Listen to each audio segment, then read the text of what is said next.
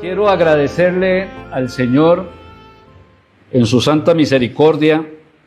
Cuando yo vine aquí a la iglesia, la primera vez, era un jovencito, estuve un tiempo aquí en la iglesia, no era acá, era allá en la esquina, y estuve en el primer culto que se hizo en este edificio.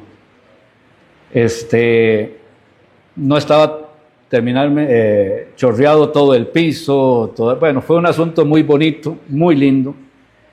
Tuve la oportunidad de estar ahí, luego no estuve más, me casé y el Señor me volvió a llamar a esta iglesia, a trabajar en este lugar y por un montón de cosas que tal vez un día podamos compartir. Dios fue misericordioso conmigo, con mi familia, y hoy ya tenemos 28 años de estar aquí en la iglesia. Entonces fue una linda y maravillosa travesía que el Señor nos permitió iniciar y que al parecer todavía no se acaba, ¿verdad? Nunca supe si esta era la iglesia donde iba a morir sirviendo, era solo una preparación para ir a otro lugar, pero parece que el Señor quiere que me saquen de aquí con los pies para adelante, ¿verdad? Si es que Cristo vive por la iglesia. Pero ha sido una bonita bendición y yo quiero agradecerles a todos los que siempre me tienen en sus oraciones. ¿Qué es lo mejor que se puede hacer por un pastor? ¿Qué es? Orar por él. Y que el Señor me los bendiga grande, rica y maravillosamente. Testimonios montones, pero gracias al Señor por estos 28 años de estar aquí en la iglesia. Ok, vamos a abrir nuestras Biblias en el Salmo 94. Salmo 94. Los salmos son el himnario de alabanza del pueblo de Israel. El Salmo 94 es ese salmo donde el santo se pregunta por qué a los impíos les va bien y por qué a los que temen al Señor a veces no les va tan bien. Es la eterna pregunta. Tal vez usted dice, mi vecino es un adúltero, un alcohólico, le pega a la mujer, maltrata a los niños, y yo veo que siempre le va bien, todos los años le va mejor, cada año sigue prosperando. Antes se iba de vacaciones a las playas del Pacífico, ahora andaba en México. Este hombre cada vez le va mejor, y yo me quedo viéndolo, y yo que soy hijo de Dios, y que lo sirvo, y que lo amo, y que predico, y todo, Señor, ¿por qué es que a mí no me va tan bien como él, si él no es tu hijo? Primero, no deberíamos de compararnos con los que no tienen a Cristo, porque el que tiene a Cristo, lo tiene todo. El Señor sabe cómo me bendice, cuándo me bendice, por qué me bendice. A veces mi vida no implica que Dios no me quiera bendecir, sino que yo no ando en un camino de obediencia hacia Él. A veces resulta que lo que yo estoy haciendo no lo hago para la gloria de su nombre, sino estoy buscando hacerlo para mi propia gloria. A veces yo le digo, Señor, bendice mis planes, pero no son los planes de Él. Hay tantas cosas que habría que analizar de manera particular. ¿Por qué es que a uno les va bien y a otros no les va tan bien según los ojos de los hombres? Pero me encuentro con este Salmo 94 y me voy al verso 12 y dice, bienaventurado el hombre a quien tú, Jehová, corriges y en tu ley lo instruyes para hacerle descansar en los días de aflicción, en tanto que para el impío se cava el hoyo. Bienaventurado, la palabra bienaventurado, feliz, dichoso. Dichoso yo que tengo una secretaria que me atiende, me cuida. ¿Ah? Ok, bienaventurado, feliz, dichoso. ¿Por qué? Yo no me siento bienaventurado, no me siento feliz, no me siento dichoso. A veces me siento triste, me siento afligido, me siento opacado, me siento quebrantado. A veces me siento como con ganas de que el Señor me llame, no estar acá. Y por otro lado Dios dice, usted es un bienaventurado. Pero es que los pensamientos de Dios y mis pensamientos no son los mismos. Y los caminos del Señor y mis caminos no son los mismos. Soy un bienaventurado, ¿por qué? Porque soy un hijo de Dios. Soy bienaventurado, ¿por qué? Porque aunque no pueda ir a las playas de Acapulco, si me muero hoy, voy a ir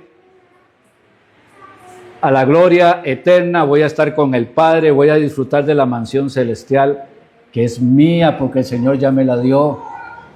Porque tengo una salvación segura. Tal vez usted está sentado en su banca y usted está luchando si eso no es salvo. Tal vez usted está ahí pensando, si me muero es capaz que me voy al infierno. Tal vez usted está luchando porque usted quiere que el Señor se acomode a sus pensamientos y usted no se quiere acomodar a los pensamientos de Dios y sabe que al final del camino Dios no va a doblar su codo y el que sale perdiendo es usted. Tal vez usted está luchando porque ha vivido una religión y nunca ha tenido a Jesucristo como único y suficiente Salvador de manera real. Tal vez usted tiene un dolor profundo en su espíritu porque no se ha quebrantado delante del Señor. Pero los que sí tenemos a Cristo somos dichosos, felices, absolutamente. Es un asunto de cómo empiezo a ver, si empiezo a ver las cosas con los ojos del mundo o empiezo a ver las cosas con los ojos de Dios. Soy bienaventurado, soy dichoso. Dios me ha bendecido a mí conforme Él ha querido bendecirme, le ha bendecido a usted conforme Él ha querido bendecirle. Pero a veces no somos agradecidos con las bendiciones que tenemos. Hoy nos levantamos con un techo, con abrigo, con comida, y nadie se acordó de darle gracias a Dios por lo que no merecemos. Por lo que no deberíamos de tener, por lo que otros muchos en muchos lugares del mundo están deseando y anhelando y nosotros no pudimos ni decirle, Señor, gracias. Por montarse al carro y darle la vuelta a la llave para que me trajera a la casa del Señor.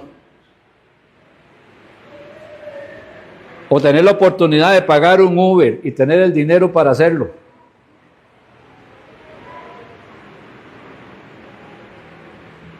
Es que un pueblo que no agradece es un pueblo que no es feliz. Un pueblo que no agradece es un pueblo que no se siente dichoso.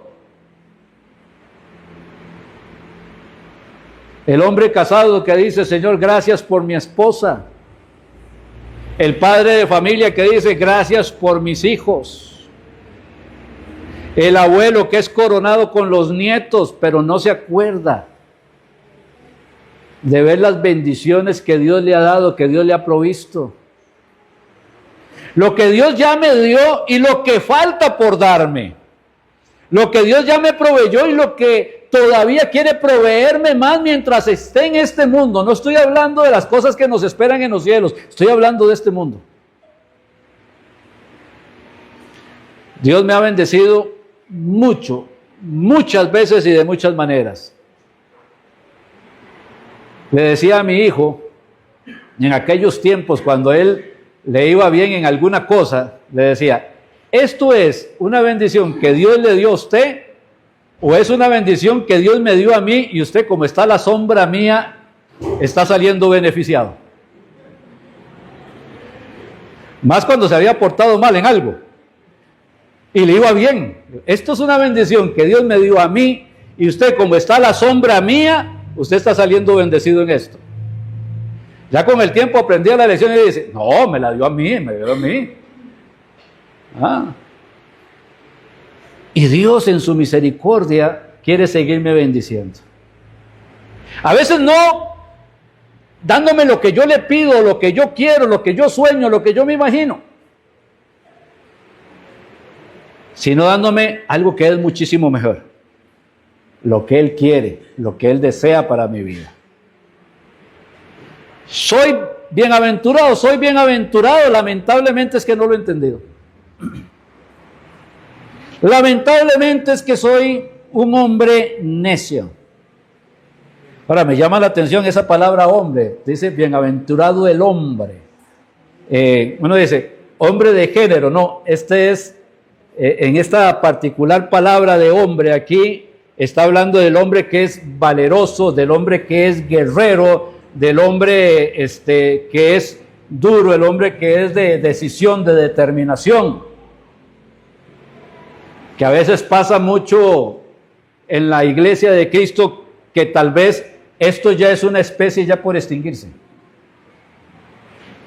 Ya cuesta que haya hombres y mujeres que sean valerosos, que sean determinados, que sean decididos, que sean personas de palabra, que sean determinados, que sean diligentes, que sepan a quién están sirviendo, de quién son siervos, que Dios los está llamando, que Dios está rogando al Señor de la mies que envíe obreros a su mies y quiere que todo su pueblo se levante para que el nombre de Cristo sea glorificado, pero el pueblo no lo está haciendo porque el pueblo se está comportando de una manera, dice la palabra de Dios, pusilánime. Sin fuerza, sin energía, sin interés, sin valentía. Esfuérzate y sé valiente. Pero no hay esfuerzo, no hay valentía, no hay nada. Hay gente que dice, tenemos que orar por un avivamiento, hermano. Oremos por un avivamiento. Voy a irme un poquito más bíblico. Oremos por un despertar personal. Señor, ¿por qué no despiertas, Señor, al hermano Juan Carlos? No, primero tengo que, Señor, despiértame a mí. Un despertar personal. Dice la Biblia, despiértate tú que duermes y levántate de los muertos y te alumbrará Cristo. Una persona dormida no está muerta, pero parece muerta. Una persona dormida no está muerta, pero no está haciendo nada. Una persona dormida no está muerta, pero está prácticamente incapacitado de saber qué es lo que le rodea y no puede hacer nada, ni por sí misma ni por nadie más. Me llamaba la atención la semana anterior y le decía a un hermano, esas son las cosas que a veces está en el púlpito y llegan ahí. Y el primero que las aprende es el pastor. Luego las comparte. Y pensaba en la vida del famoso predicador Spurgeon. Ahí está Spurgeon. Un muchachito de 19 años.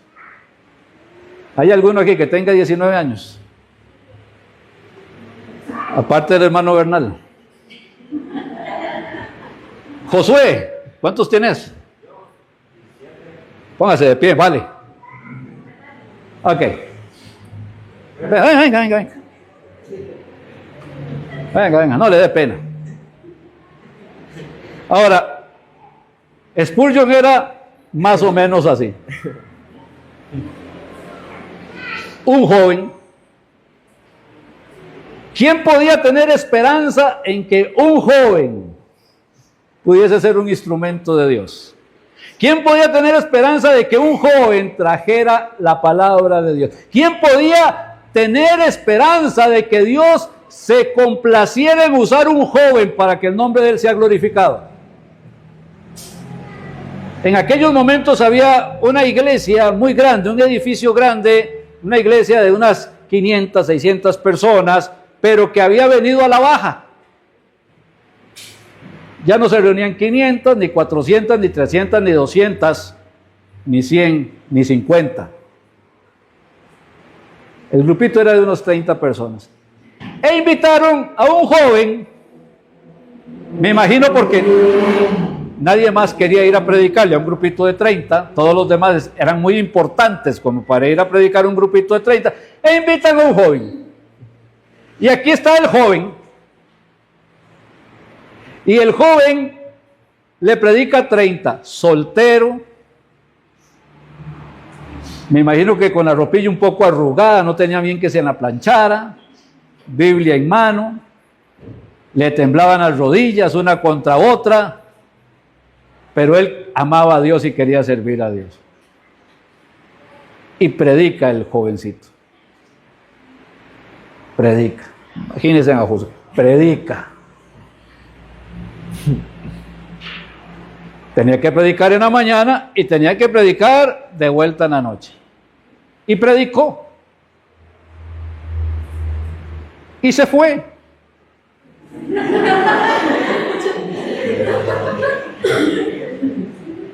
Y se fue preguntándose si lo habrá hecho bien. Y se fue preguntándole si en lugar de haber sido bendición había ofendido a Dios. Y se fue preguntándose por qué había aceptado la invitación de ir a ese lugar a hablarle a esas personas. Y se fue impresionado por el lugar y sentía que no había llenado de ninguna manera las expectativas de nadie. Porque cuando predicó nadie dijo amén, nadie dijo gloria a Dios, nadie dijo aleluya, nadie dijo nada. Estaban como el hermano tal que a veces lo vuelve a ver usted y está durmiendo.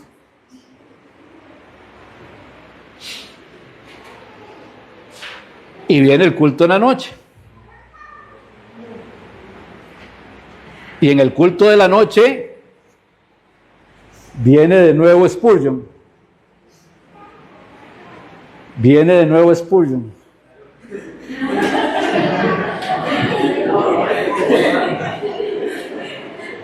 Uno por uno. Viene de nuevo Spurgeon. Y cuando Spurgeon mira, está la iglesia completamente abarrotada. No cabe un alfiler. Todos los asientos están llenos. Hay gente de pie al final del pasillo. ¿Qué pasó? Que Spurgeon después se fue en la mañana y fue a tocar puertas para invitar gente. No. Las personas que estaban en la iglesia escucharon el mensaje de un joven de 19 años que se levantó a predicar el evangelio. La iglesia escucha el mensaje, se anima y se fueron ese domingo sin que fueran organizados. Se fueron ese domingo a invitar personas. Y la iglesia se llenó por algo que hizo ¿quién? Dios a través de la iglesia, pero la iglesia se motivó y lo hizo.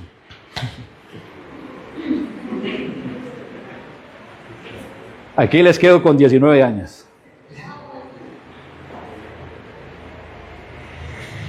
La iglesia adolece en este momento de gente fiel, de gente obediente, de gente dedicada, de gente que ponga sus ojos en Jesús, autor y consumador de la fe, de gente que quiera servir al Señor, de gente que entiende que tiene un regalo precioso de salvación, de vida eterna, que necesita irlo a compartir, que no debe ser egoísta, que no debe ser negligente, que la vida eterna de otra persona se la está jugando en este momento, porque puede morir en cualquier momento y necesita escuchar el mensaje de salvación y no lo está escuchando, porque hay negligencia dentro de nuestros corazones, porque no queremos levantarnos a servir y hacer la obra que Dios nos ha mandado a hacer.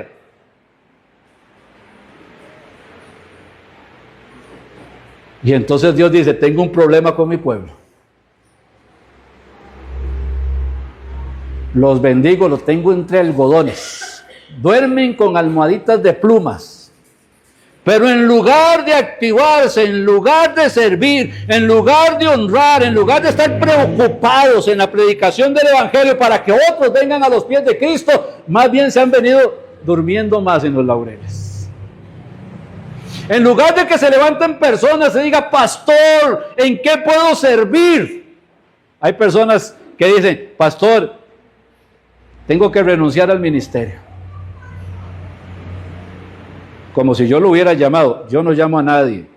El que está en un ministerio es porque Dios lo llamó. Y si Dios lo llamó, a Dios le obedeció. Y si le renuncia, es a Dios que le renuncia. Tenga eso siempre muy presente.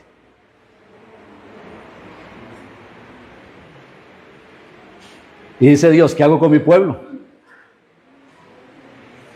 ¿Qué hago con mi pueblo?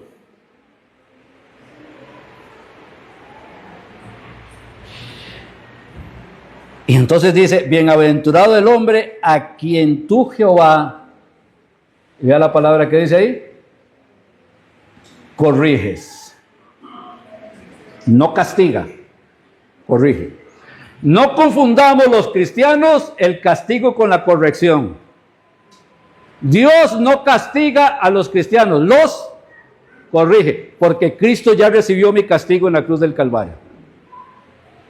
Todo mi castigo, toda la ira de Dios cayó sobre el Señor Jesús cuando estaba en la cruz del Calvario, cuando la sangre de Cristo fue derramada en la cruz del Calvario por usted. Cuando esa sangre limpia, pura y maravillosa y divina se derramó en la cruz del Calvario para limpiar sus pecados. Cuando el Señor toma todos mis pecados, los carga en el cuerpo de Cristo y Cristo recibe el castigo y luego toma esos pecados, los lanza a lo profundo de la mar y no se acuerda más de ellos porque Cristo recibió el castigo. Amén.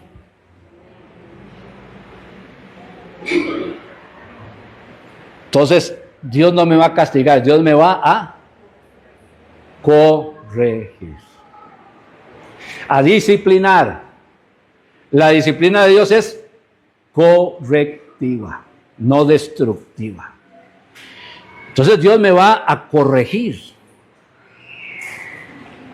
Me va a corregir. Y a veces para corregirme pasan cosas en mi vida. Ay, que me sacuden un poco el alma. Ahora estaba en una clase con unos hermanos en la primera parte y les decía, hay un camino de Dios y hay un camino paralelo que se parece al camino de Dios, pero no es el camino de Dios. Es un camino religioso. Los que transitan por el camino religioso creen que van bien porque vienen al culto.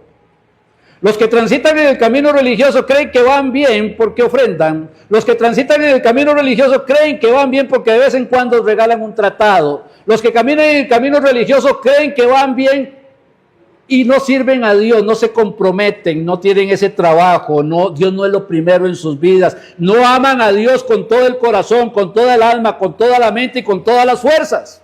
Es un camino religioso, es un camino que si hoy ando nadie se da cuenta y si lo dejé de andar nadie se dio cuenta. Es un camino donde yo no le hago falta a nadie ni nadie me hace falta a mí. Hay algo que me hace andar por ahí. Es un camino paralelo, pero no es el camino de Cristo. Y dice la palabra de Dios que Él preparó todas nuestras buenas obras de antemano. ¿Para qué? Andemos. ¿Qué es andar? Caminar en algo que el Señor ha preparado de antemano, para que andemos en ello. Y entonces Dios empieza a corregirme, para que lo cojo no se salga del camino, dice la palabra de Dios. Y empieza a corregirme, y empieza a permitir que aquellas cosas que me desvían de su gracia, empiecen a ser para mal de mi vida. Esto me apartó del Señor. Y eso que adoraba y que me apartó del Señor, ahora se volvió algo que lamento, que hasta digo, maldita sea la hora en que me desvié para seguir esto. ¿En qué momento me aparté del Señor para seguir este camino, para seguir lo que yo quería, para buscar mi propia gloria? ¿En qué momento quise yo tener un nombre sobre todas las demás personas? ¿En qué momento quise ser yo algo lo máximo que el mundo pudiese admirar cuando el único nombre que debe ser adorado es el nombre del Señor Jesucristo y yo siendo su siervo? Y las cosas empiezan a salir mal. Y me empiezan a doler. El trabajo ya no es lo que yo pensaba. Gano, pero no lo disfruto. La familia se me empieza a desarmar. Hay problemas en el matrimonio, hay problemas con los hijos, hay problemas con los suegros, hay problemas con los amigos, hay problemas en el vecindario. Ya las cosas no tienen paz. Ya no puedo disfrutar de la paz de Dios, ya no puedo disfrutar del gozo del Señor. Mi vida ha cambiado de ser bienaventurada, de ser feliz, de ser dichosa, a transformarse en un camino de amargura, de tristeza y de dolor. Ya los cristianos, en lugar de decir gloria a Dios, amén y aleluya, viven murmurando por cada situación que pasa en sus vidas. Y Dios lo permite. Dios lo permite, porque todo lo que el hombre sembrare, eso también segará.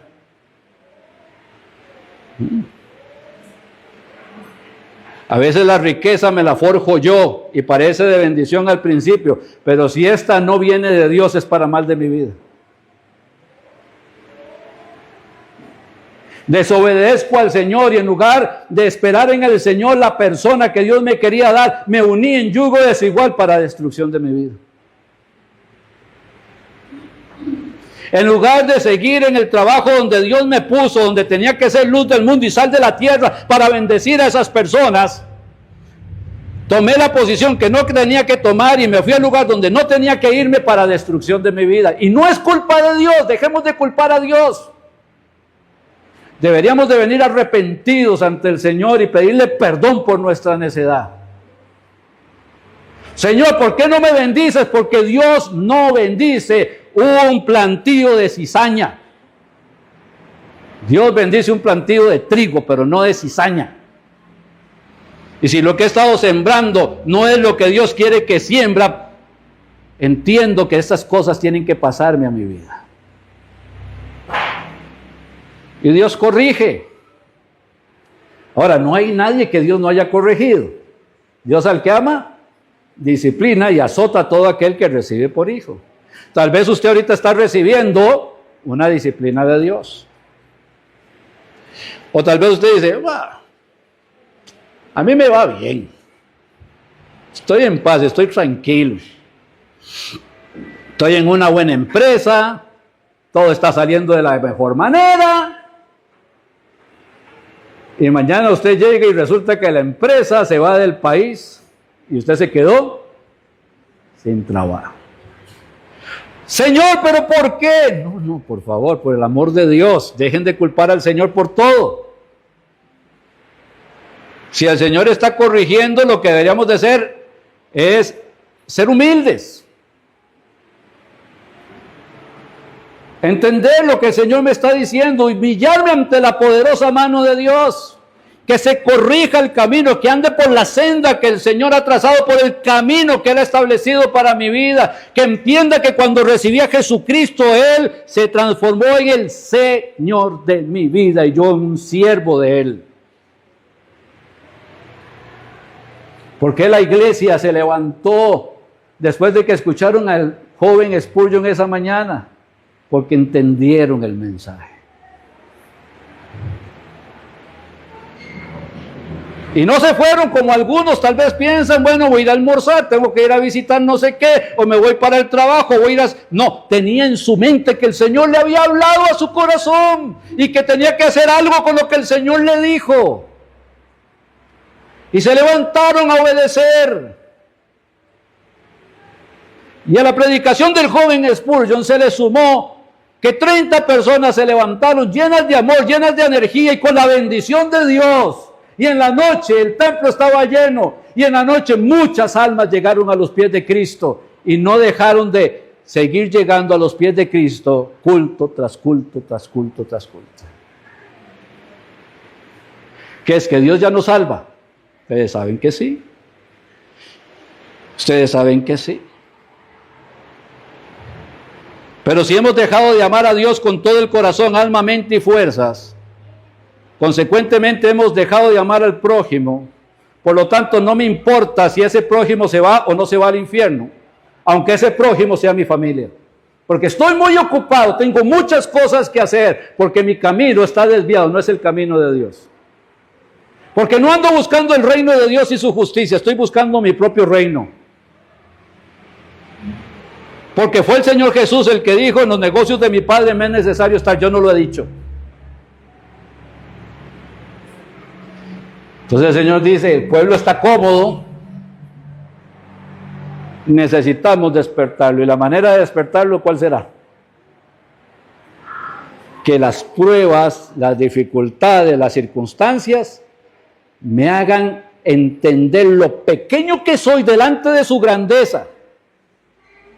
que me humillen ante su poderosa mano para poder glorificar su nombre. Así que cuando el Señor me está corrigiendo, me está amando. Me quiere traer hacia sí, hacia su bendición, hacia su gracia, hacia su misericordia. Somos muy dedicados en muchas cosas, pero muy poco atentos en las cosas que realmente valen. El que trabaja para el Señor, trabaja para un reino eterno. El que trabaja para los hombres es algo perecedero. Pero el que trabaja para el Señor parece que no entiende que está trabajando para el Señor. ¿Qué es más importante, el mensaje de la primera parte o el de la segunda? ¿Qué es más importante, la alabanza de la primera parte o de la segunda?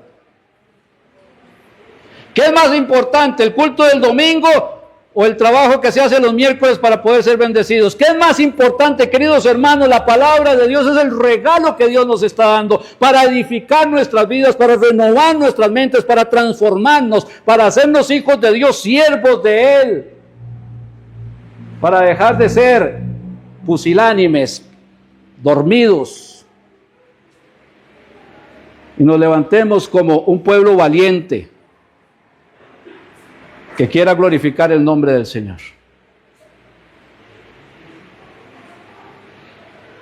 Y el pueblo se fue apocando, y cuando quedó era Jeremías predicando solo, y el pueblo viviendo para las cosas del mundo. Eliseo le tocó predicar solo, porque el pueblo viviendo para las cosas del mundo. Este es un año que, si en la obediencia del Señor andamos, hermanos, debería ser un año que lo terminemos con muchas almas en los pies de Cristo, mucha gente bautizándose en el nombre del Padre, del Hijo y del Espíritu Santo, mucha gente reconciliándose con Dios, mucha gente queriendo servir a Dios, mucha gente en consagración, mucha gente en obediencia.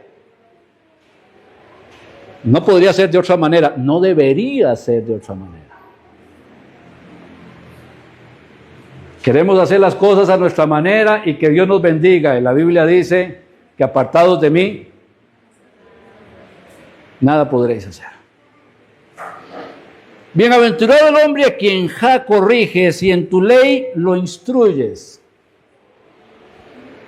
La instrucción de la palabra de Dios. Hoy, como decía un hermano, han quitado los púlpitos y los han transformado en escenarios. Y lo importante es ver el show dominical. Me enseñaba Matías, mi nieto, una iglesia en Argentina, donde agarraron los cantos de la barra brava del Boca Juniors, como decir que agarren los cantos de la Galería Sur ahí, del Ricardo Saprissa, ¿verdad? Y los transformaron en cantos para el Señor, al mismo ritmo de la gradería.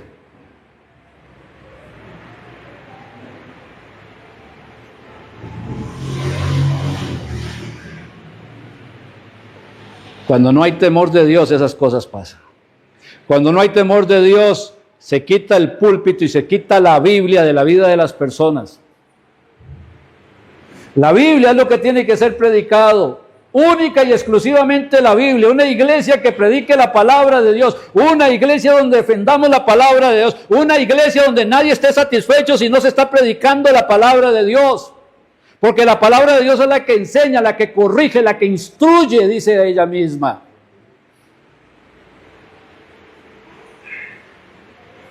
Porque si la palabra de Dios no tendríamos la voz de Dios, solo de los hombres.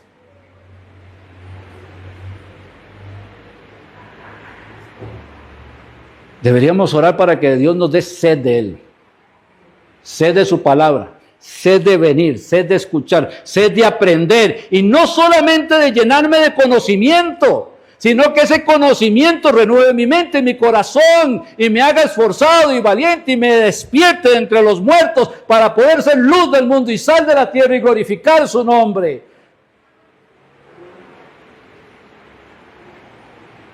Por eso es que Dios permite las correcciones en mi vida. Aquel que no tiene a Cristo anda en Acapulco, ¿qué vamos a hacerle? Quizás no regresa, se ahoga. Y Dios me tiene aquí y estoy pasándola difícil. Pero Dios me está corrigiendo porque me ama.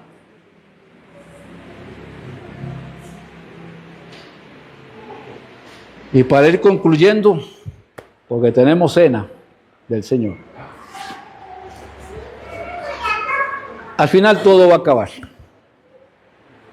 Todo va a acabar.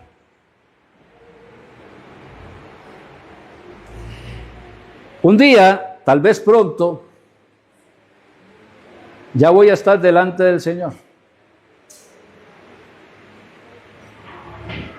En un abrir y cerrar de ojos, el Señor me llamó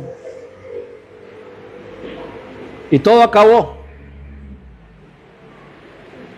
Soy salvo por los méritos de Cristo, eso nadie me lo puede quitar, pero cuando esté allá en la presencia del Señor, me dice la Biblia que algunos van a estar avergonzados. ¡Qué vergüenza! Señor, yo te quería servir, pero no me diste tiempo. Toda una vida de tiempo y no me diste tiempo. Señor, yo quería ser un instrumento útil, por eso me aparté de la iglesia para poderte servir yo, pero la iglesia es columna y baluarte de la verdad, y Dios nos mandó a que trabajáramos dentro de una iglesia con los dones espirituales que Él nos dio para la edificación del cuerpo de Cristo. Usted es un desobediente, además arrogante, y Dios resiste a los soberbios y da gracia a los humildes. Por eso dice la Biblia que algunos van a ser salvos, aunque así como por fuego. Y cuando vengan las coronas, no de salvación, sino de bendición, de reconocimiento, de recompensa, algunos las van a tener y otros no van a tener ninguna más que la vergüenza.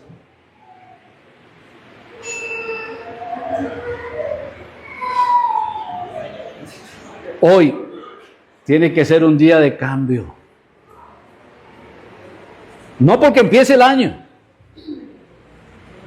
sino porque Dios me lo está pidiendo. No dejemos que este año pase sin haber logrado predicar el Evangelio, sin haber logrado ver un alma recibir al Señor Jesucristo, sin haber logrado que esa persona venga a escuchar el nombre del Señor. No deje pasar un año sin ser un siervo del Señor, no lo deje más. Y si no tiene a Cristo y tiene miedo de condenarse, yo le voy a decir, debería de tener miedo. Porque la condenación es eterna. Y si mueren sus delitos y pecados, en el infierno ya no hay salvación. La salvación Dios se la está otorgando hoy, ahora. Hoy es el día de salvación. Vamos a inclinar el rostro.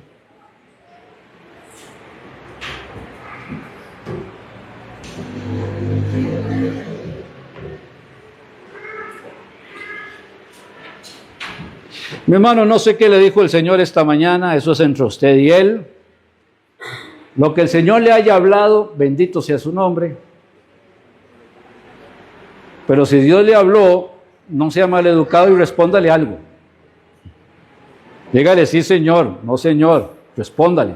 Hable con Él, Él está hablando con usted.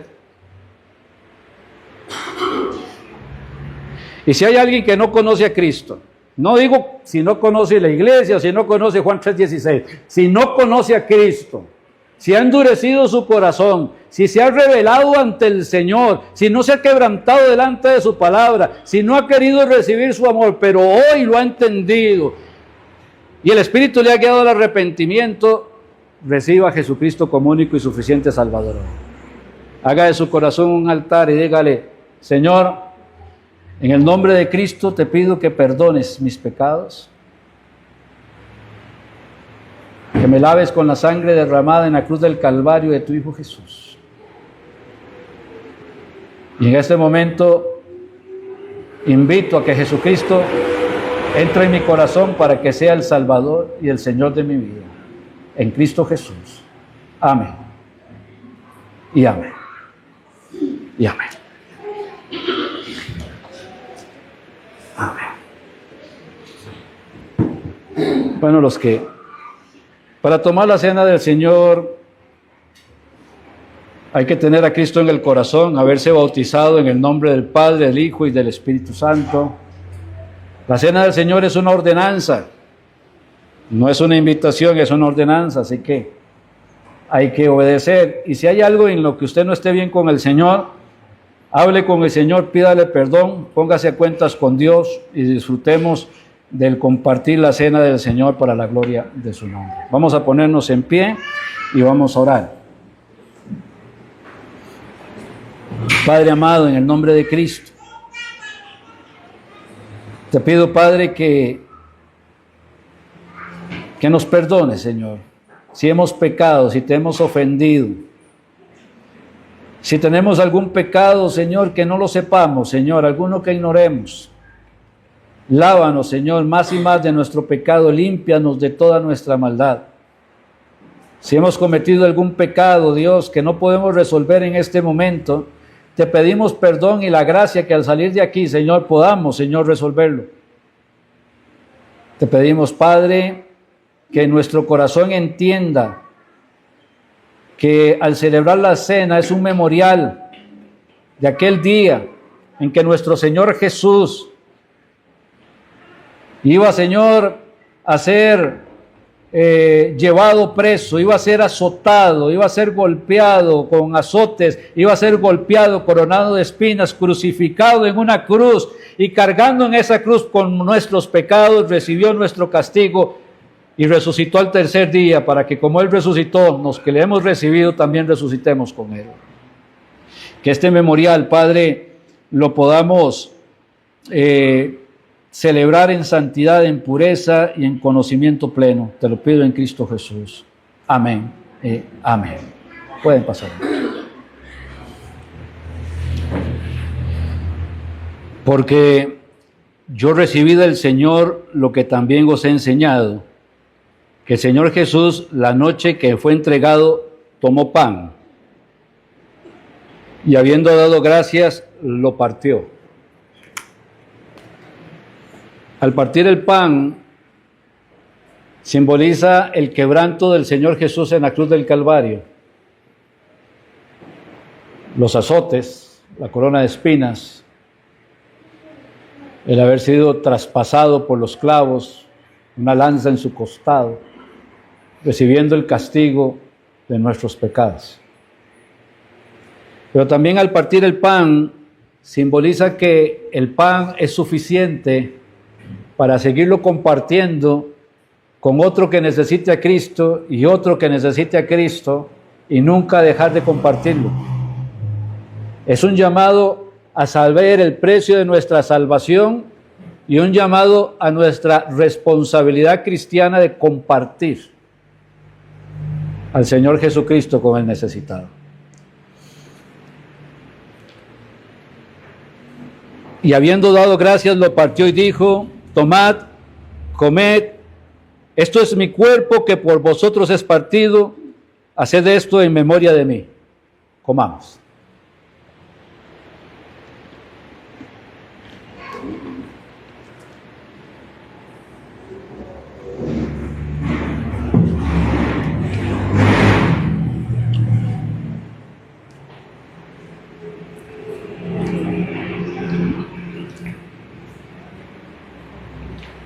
Asimismo, tomó también la copa después de haber cenado, diciendo: esta copa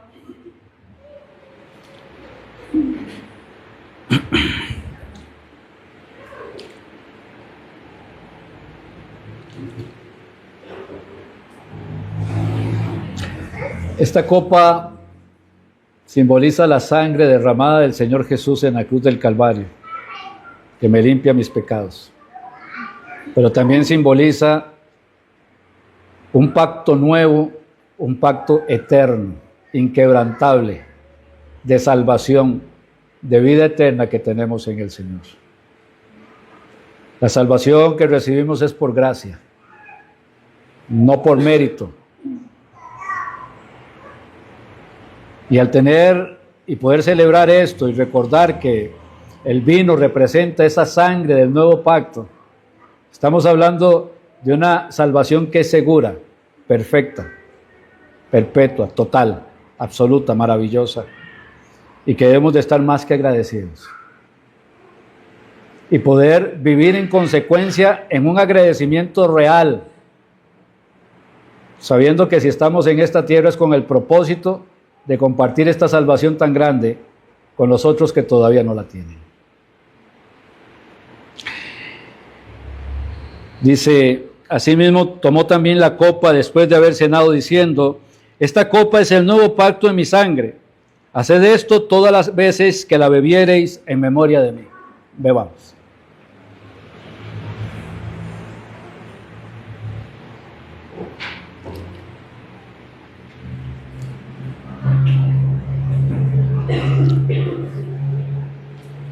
Así pues, todas las veces que comiereis este pan y bebiereis esta copa, la muerte del Señor anunciáis hasta que Él venga. Oramos. Hermano Grady. Hermanos, gracias, Señor, por tu amor para nosotros, Señor, para todo el mundo, Señor, gracias por tu Hijo, Señor. Gracias por la obra que Él hizo para nuestra salvación, Señor, en obediencia a ti, Señor. Gracias, Señor, porque has puesto amor en nuestro corazón hacia los hermanos y a todas las personas. Y hoy podemos todos juntos, Señor, hacer memoria de ese sacrificio y la obra, Señor, que tú has hecho en nuestros días para salvación, Señor. Gracias por todo, Señor, por todo lo que has traído, Señor, con Cristo a nuestra vida, Señor. Gracias por esta iglesia, por los hermanos, Señor. Pedimos, Señor, para que podamos seguir juntos, Señor, haciendo tu obra en obediencia a ti, Señor. Gracias por todo, Señor, te lo pedimos todo en nombre de nuestro Señor Jesucristo. Amén. Amén.